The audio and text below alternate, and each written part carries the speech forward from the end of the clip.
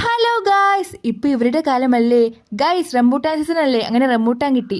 ഇത് നമ്മൾ കടയിൽ നിന്ന് വാങ്ങിയതല്ല, അപ്പുറത്തെ വീട്ടിൽ നിന്ന് തന്നതാണ്. ഞാൻ എന്നും ജനൽ തുറക്കുമ്പോഴേ കാണുന്നത് അവർ വീട്ടിൽ റംബൂട്ടാൻ തിക്കുന്നതാണ്. അപ്പൊ ഞാൻ ഇങ്ങനെ വിചാരിക്കും, കിട്ടിയില്ലല്ലോ. അങ്ങനെ ഇന്ന് കിട്ടി. കുറച്ചൊക്കെ ഞാൻ തിന്നു. പിന്നെ വെച്ച് റംബൂട്ടാൻ കൊണ്ട് എന്തെങ്കിലും ചെയ്താലോ. എന്ത് ചെയ്യാൻ, അച്ചാർ ഉണ്ടാക്കാൻ എന്നെ കൊണ്ട് റംബൂട്ടാൻ ഒരുപാടുണ്ട് എന്ന് വെച്ചിട്ട് എനിക്ക് എല്ലാം കൂടെ എടുത്തങ്ങോട്ട് വിനിയോഗിക്കാൻ പറ്റില്ല. കാരണം വീട്ടിൽ എല്ലാവർക്കും വേണ്ടേ. അതും റംബൂട്ടാൻ ആയതുകൊണ്ട് ഡിമാൻഡ് കുറച്ച് കൂടും. എനിക്കൊരു ശീലമുണ്ട്, എന്ത് കിട്ടിയാലും ഉപ്പും മുളകും ഇട്ട് തിന്നുന്നത്. അതിപ്പോൾ കമ്പിളി നാരങ്ങയായാലും ചാമ്പക്കൊക്കെ അങ്ങനെ തിന്നത്തില്ല, അതുപോലൊക്കെ.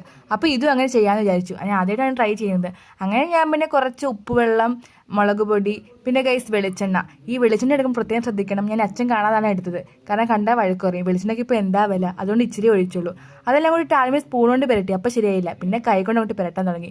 ഗായ്സ്, അങ്ങനെ എല്ലാം സെറ്റ് ചെയ്ത് നോക്കുമ്പോൾ തനി കാടമുട്ട ഫ്രൈ പോലൊക്കെ ഉണ്ടായിരുന്നു. അങ്ങനെ തന്നെ ഉണ്ട് കാണാൻ. കുറച്ച് കരിവേപ്പിലയും കൂടെ ഉണ്ടെങ്കിൽ സെറ്റ്. അങ്ങനെ ആയിരുന്നു. പിന്നെ ടേസ്റ്റ് ആണെങ്കിൽ കിടിലൻ ഗൈസ്. നിങ്ങൾ വിചാരിക്കും ചാമ്പയ്ക്ക പോലെ തന്നെ ആയിരിക്കും. അല്ല ഗൈസ്, ആ ഒരു പുളിയും എരിവും മധുരം കൂടി കയറുമ്പം അടിപൊളിയാണ്. ഇതിന്റെ പിക്ക് എടുത്ത് എന്റെ ഫ്രണ്ടിന് അയച്ചു കൊടുത്തപ്പം അവൻ ചോദിക്കുക, എന്താ രാവിലെ തന്നെ പ്രോട്ടീൻ ആണോ എന്ന്. അവൻ വിചാരിച്ച മുട്ടയാണെന്ന്. അപ്പൊ ഇത്രയുള്ള ഗൈസ്, ബൈ.